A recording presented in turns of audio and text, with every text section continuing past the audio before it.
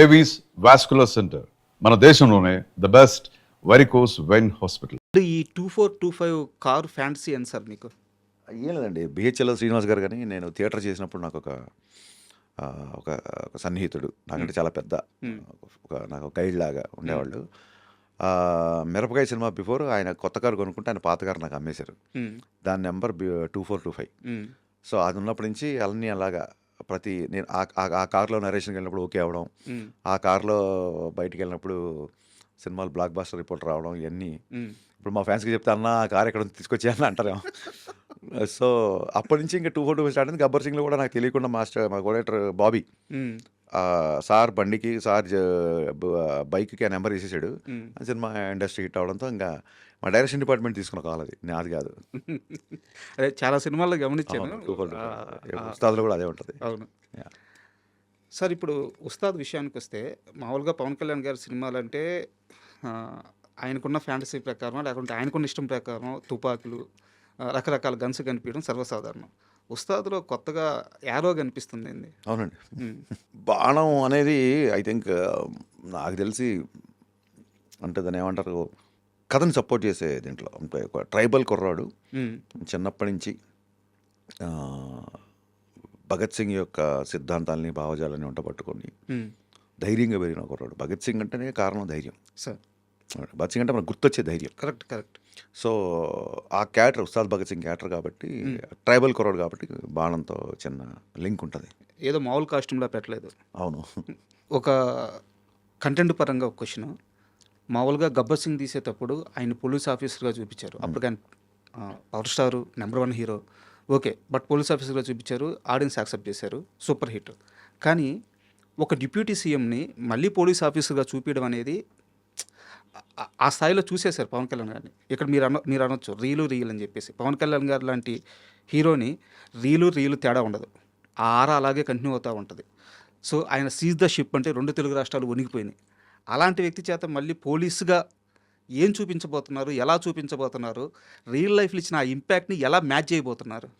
అంటే పవన్ కళ్యాణ్ గారికి సక్సెస్తో ఫెయిల్యూర్తో లేని స్టార్డమ్ అండి అయింది. అది మీకు తెలుసు.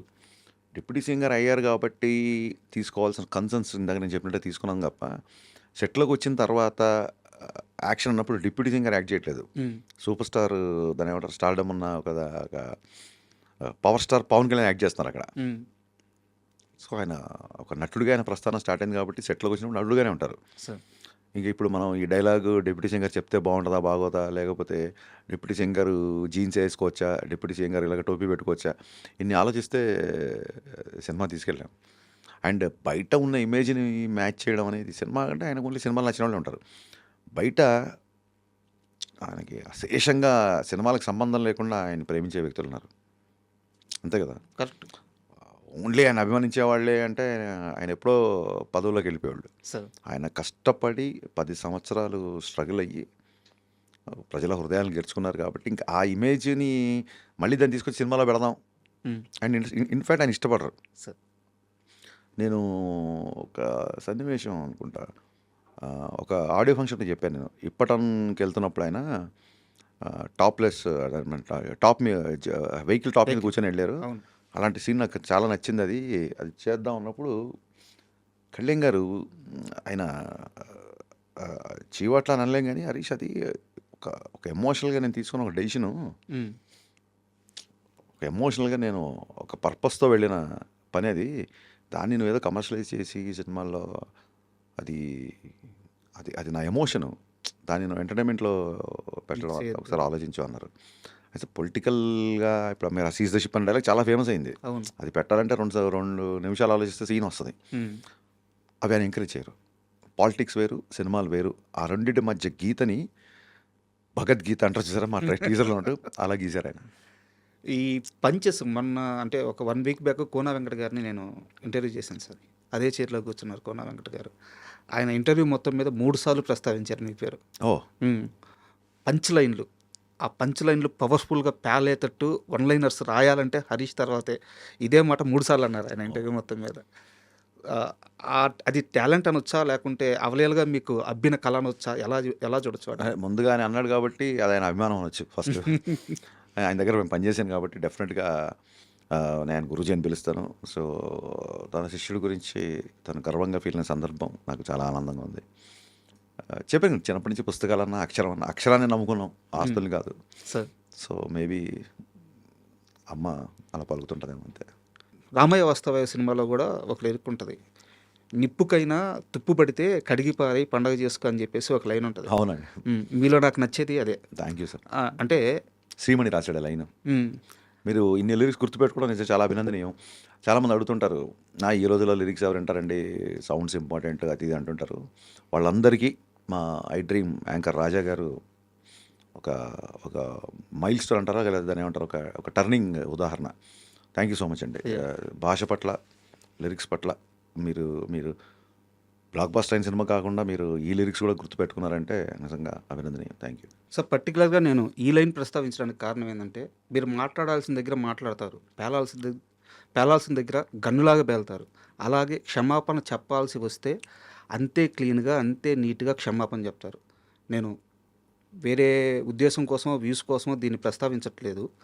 జరిగిన ఇష్యూలో, మహేష్ బాబు గారి ఇష్యూలో అది సడన్గా జరిగిపోయింది. కానీ మీరు క్షమాపణ చెప్పిన తీరు, తెలియక ఎవరి మనసులో అయినా నొప్పించుంటే క్షమించండి లేదు, స్ట్రైట్ ఫార్వర్డ్గా నేను ఇలా అన్నాను, ఇది తప్పు, సారీ, అంత స్ట్రైట్ ఫార్వర్డ్గా చెప్పాను.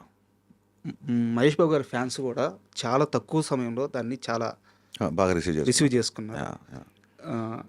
ఈ గుణం ఎలా అలవాటైంది? కాదండి, మనం మనుషులం కదా, మనం దేవుళ్ళం కాదు కదా. ఖచ్చితంగా పొరపాట్లు ఉంటాయి, తప్పులు ఉంటాయి, అన్నీ ఉంటాయి. రామవ్యవస్థలో డైలాగ్ ఉంటుంది, దెబ్బ తగిలినప్పుడు జంతువు అయినా ఏడుస్తుంది, శరీరానికి దెబ్బ తగిలితే జంతువు కూడా ఏడుస్తుంది, కానీ పక్కోడికి దెబ్బ తగిలినప్పుడు ఏడ్చేవాడే మనిషి. సార్ ఎనీ యానిమల్ సొంత బాడీకి అయినప్పుడు ఏడవడం కామన్. బట్ ఎవరికైనా బాధ వచ్చిందంటే మన కళ్ళమ్మ నీళ్ళు వస్తాయి కదా. ఇందాక మీరు చెప్పిన సిచ్యువేషన్ రిలేట్ అవ్వడం కానీ, లేకపోతే ఎవడో ఒక చిన్న పిల్లవాడు వర్షంలో అడుక్కుంటున్నాడు అనుకోండి, మనకు తెలియకుండా మనం ఎమోషనల్ అయిపోతాం. అది మనిషి తత్వం, మనిషి గుణం. ఆ నేచర్ పుట్టుకుతున్న డైరెక్టర్లు కనుక అందరం ఒకటేసారి పుడతాం, ఒకటేలాగా పుట్టిన వాళ్ళం కదా. పుట్టంగా నేను యాక్షన్ కట్టాను కదా హాస్పిటల్లో. సో సినిమా డైరెక్షన్ చేసినప్పుడు డైరెక్టర్, మిగతా విషయాలప్పుడు మనం మానవ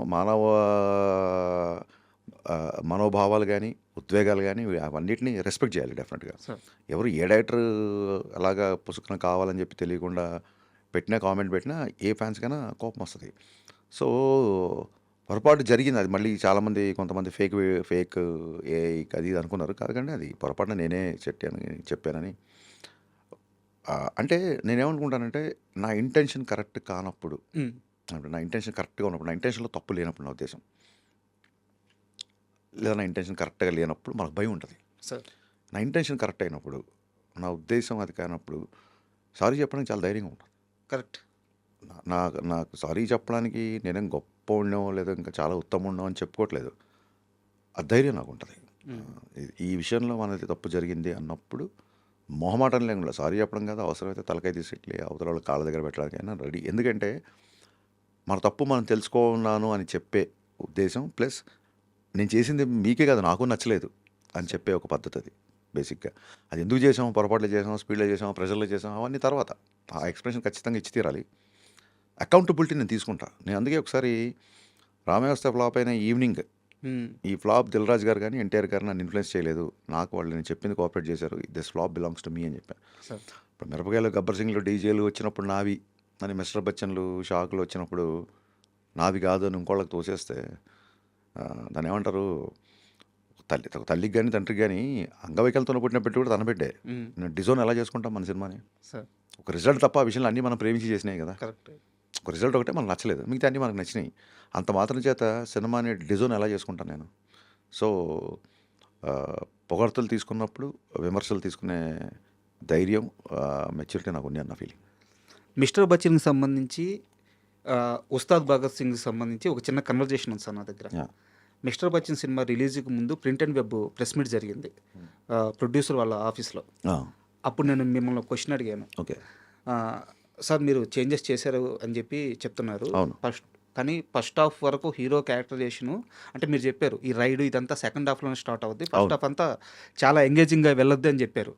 అది ఎందుకు చెప్పారంటే, నేను దానికి ముందు ఒక క్వశ్చన్ అడిగాను, రవితేజ గారిని ఆయన జానర్‌లో ఎనర్జీగా చూసి చాలా రోజులైంది. ఇది గూడా మళ్ళీ రైడ్ సీరియస్‌గా ఉంది ఆ, అని చెప్పి ఒక క్వెషన్ అడిగితే, రైడ్స్ గాని, ఆ సినిమాలో ఉండే సీరియస్ టోన్ అంతా సెకండ్ హాఫ్‌లో వస్తది. ఫస్ట్ హాఫ్ అంతా చాలా ఎనర్జిటిక్‌గా ఉంటది అని చెప్పి మీరు చెప్పారు. అవును. మీరు చెప్పింది కరెక్ట్ గూడా. అవును కానీ సెకండ్ హాఫ్ ప్లేస్ అవ్వలేదు. అవును ఉస్తాద్‌కు సంబంధించి కూడా మీరు వేరే ఇంటర్వ్యూలో ఒక మాట చెప్పారు.